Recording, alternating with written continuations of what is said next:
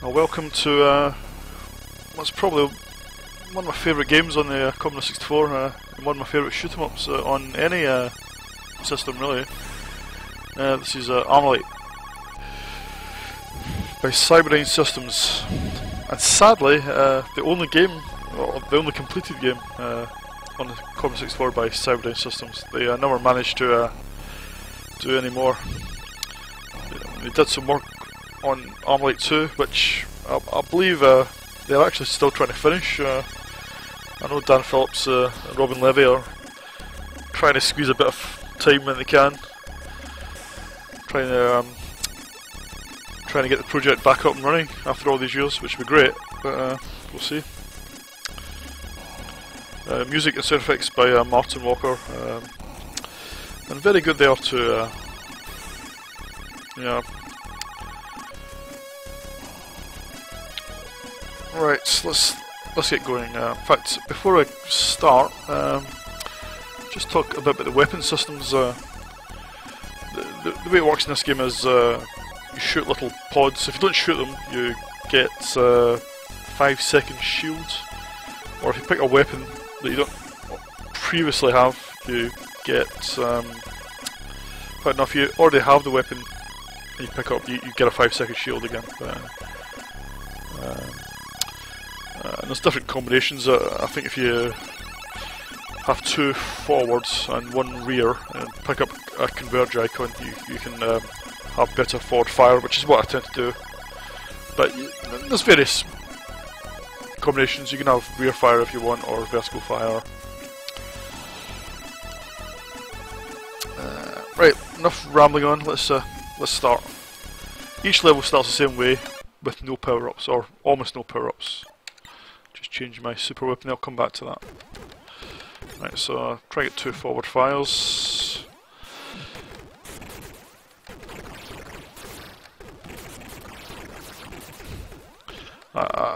What the video might not show is that this is a really smooth and fast game, but it probably won't quite show up as well in the video. Well, I'm going to lose that tail gun, pick up converge just to get better forward fire. I mean, this is as fast as it goes now. If you hold down fire, you can release what's known as the super weapon, like that.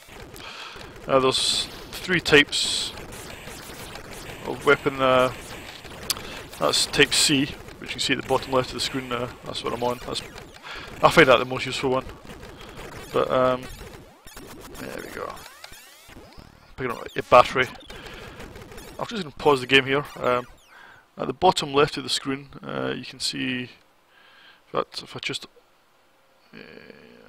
they're next to the C letter. In fact, I can change that A, B, C. To the right of that, there's little 4 dots. So that's a battery. You can have up to 4 batteries. What they do is hold charge for the super weapon. If I unpause and go left, you'll see a little meter charging up. That's the charge for the super weapon. If you get more generators, that increases the speed that the super weapon can charge at. Let's look. Trying to get a more forward fire. I think it's Trident. That's called. Oops. You can see there's a little drone following me. You can actually detach that like so, or press space again to connect it up. The reason I've got that drone is to make up for the fact that there's no second player. When you play in 2-player modes, there is no drone. But obviously there's 2 of you playing, so I actually find it easier 1 player having played it in 2-player. Because the drone is quite useful, especially against the bosses. Well, I'm doing quite well here, not lost life, but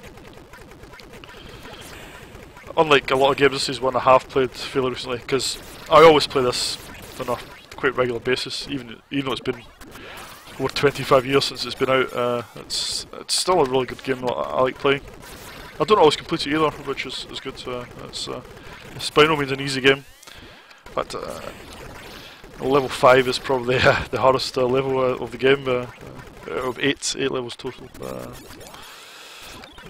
Let's put it here.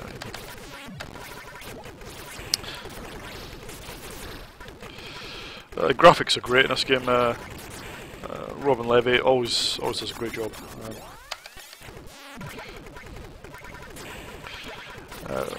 What you can see is though that they're not scrolling the colour RAM, so it's only 4 colour backgrounds really, if you include the black as well. I'll just switch to Supreme B here. Yeah, there we go. This is the first. He's not actually a boss. He's a mid-level boss, but he's quite easy because he's the first one. Right. Trying to get another battery. What happens at the end of the level is you will lose all your weapons, but you can keep half of your batteries, but it's rounded down. So if you've got 3, you only end up with 1 battery. Same with the generators. I'm not quite at full generator strength yet, so whoops. Yeah, just picked up vertical fire only to lose a life. Right, this is the boss. What I do like about this game is that when you lose a life, you don't instantly lose all your weapons or any of your weapons, which I think is a fair way for games. I don't like games the way it takes away all your weapons just because you lost a life. You also there's no restart points. The game just keeps scrolling, which I think is better as well. I hate games where they don't have enough restart points. I find that really frustrating. Right. Level 2 already. In terms of graphical variation, there's not tons really. Each of them is scrolling backgrounds of space and some metallic type cities. Something slightly organic looking, but I mean they're fairly. I wouldn't say samey, but they're not wildly difficult or wildly differing in their style or anything like that. But I mean, throughout the graphics are great. Throughout, I mean, look at that snake there. I mean, I think where the game really scores is the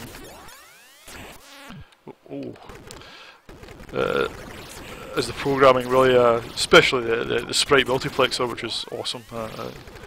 Normally you don't have 8 sprites on the screen, but yeah, I think there's up to 32. I think something like that. We're still running the rest of the game. I mean, it's quite a good multiplexer. There's never any flicker or slowdown. What there is, as you can see, when you destroy alien ships, the explosions continue on in their path. This is so that they didn't get any flicker or slowdown. It's the only way to avoid the flicker. It's just due to timings and things like that. But you know, it doesn't really bother me. It probably bothers some people, but I wouldn't know why it would bother anyone.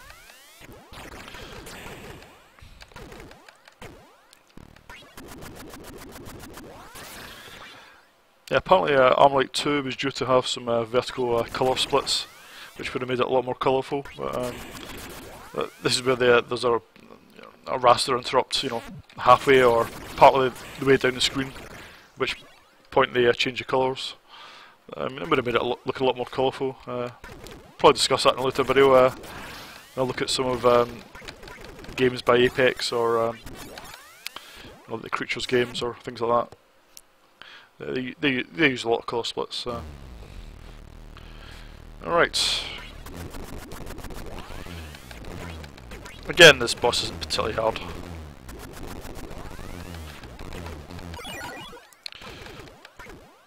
Again, a huge snake here. I mean, that's more than 8 sprites for sure. I mean, look at that. It's awesome.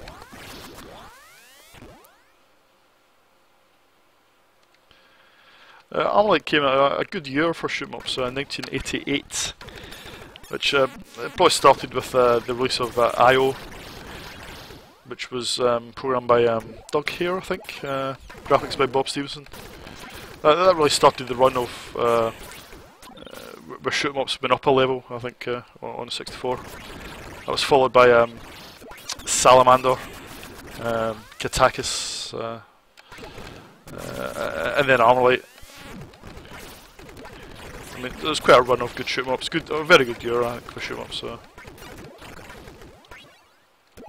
not doing too well here, but.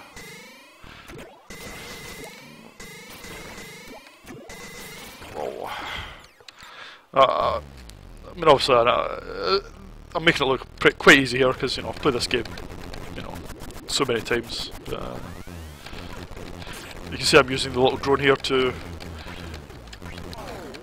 Oh, I was using it to use it as a shield from alien bullets, but that's quite handy. I'm just hammering away the fire button there. Alright, 2 levels down. Yeah, I'll probably stop after, if I get to level 5 or so, I might stop.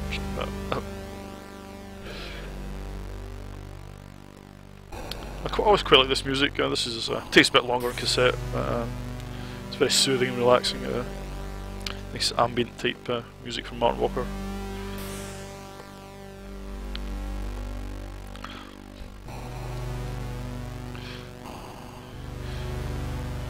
Alright, here we go, level 3. This is, I don't think there's any backgrounds in this, it's just lots of alien formations. As you can see at the start of each level I have to build up my arsenal again, but I'd rather that than have to do it every time I lose a fucking life, but in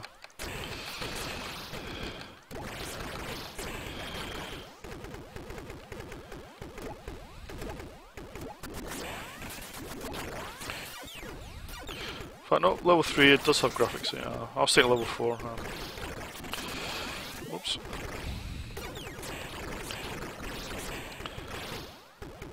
Well, like this game, it is quite frantic. There's never a dull moment.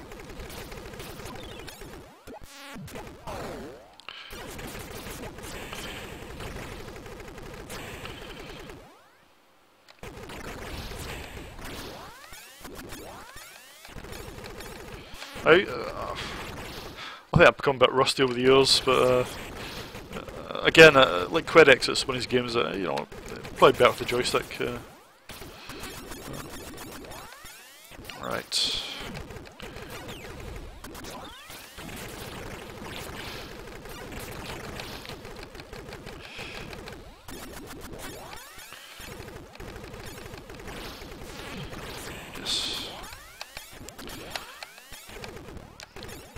Although it's quite difficult to play this and talk at the same time. That's probably why I'm not doing quite as well as I normally do. But wow, I quite like the graphics in this level. There's some nice animated heads and things.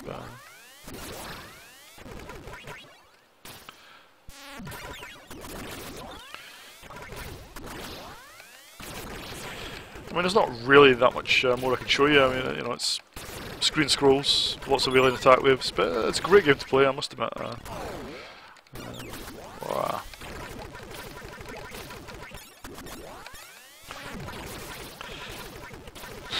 Wow. Probably going to be game over soon anyway. I think with the game works well as as the collision detection, which is it's quite generous as far as the players go. Well, he says that can ruin a game as well as terrible collision detection, but Armalyte doesn't have that. It's quite fair. A bit generous for the player, but it's good. Right, well, I didn't last too long there, only 3 levels, but I didn't want to make the video that long anyway, so that's a quick insight into Armalyte. Well, there's no question for me, this is a 10 out of 10 game, but it's still great fun to play. And as far as I'm concerned, never surpassed as far as shoot 'em ups in the Commodore 64 go. It's still a great game. Right, see you in the next video.